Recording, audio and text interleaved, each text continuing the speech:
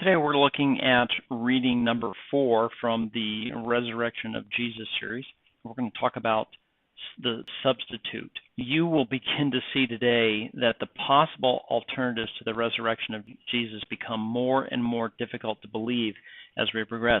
This lesson will give you the opportunity to be enthusiastic with your students as the absurdity of the substitute alternative is exposed. Welcome to Tested as Trained, where our goal is to present the scripture and the evidence for Christianity in a way that destroys arguments and pretensions of every kind that sets itself up against the knowledge of God in order to keep our kids in the faith. The purpose of this video is to guide your preparation for this lesson. You will have the correct answers to the questions, learn the key ideas, and gain some ideas for engaging your students in the discussion. Key takeaway for today is that if a substitute had died on the cross, then the disciples would still have to steal the body and build the church on a lie, or risk the substitute's body being displayed by the Jewish leaders to disprove Jesus' resurrection. Remember that the accepted facts include the empty tomb and the claim of the post-empty tomb sightings of Jesus. As we look at the questions, number 1, it is possible that it was not Jesus who died on the cross. That is false. Number 2, the substitute person was beaten so bad that the disciples and Jesus' mother mistook him for Jesus. Not plausible. That's false as well. Number 3, Jesus, who was not crucified, remained in hiding until after the disciples stole the other body to empty the tomb. Again, false. Number 4, after Jesus appeared to the disciples after his burial, he went up to heaven. That is true. We'll find that one of the difficulties of a scenario like this is that Jesus was still alive. So what happened to him?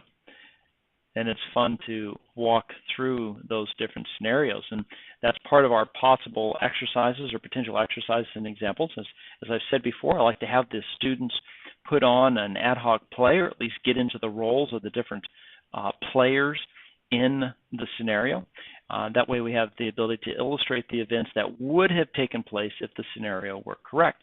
The play gives us the opportunity to see where everyone was or would have been, and we can pause action to have the students reveal what they, as their characters, would be thinking at each time. The reasonable thoughts of reasonable people and the actions of people, if certain events had happened, give us a clear insight into what would have happened in each alternative. If you're going to do so, remind the students that they will be presenting the lessons to their parents and a prominent person in the church after you're done with the series. Remember to use current events or relate things that are happening in your community or in the lives of your kids to make these lessons real. Ask a bunch of questions. In the next session, we are going to determine if it is possible that Jesus was the one crucified, but that he didn't really die.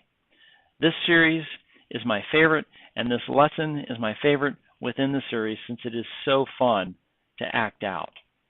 Respect your kids' intellect, test their knowledge of Scripture and the evidence that supports the claims of Scripture, and you are training them to impact the world for Christ. I speak and train extensively on the topic of properly training our youth, and I'm happy to consider engaging your organization too. Please send an email to me at q@bracebarber.com if you have any requests, questions, comments, critiques, or ideas. Have a blessed day.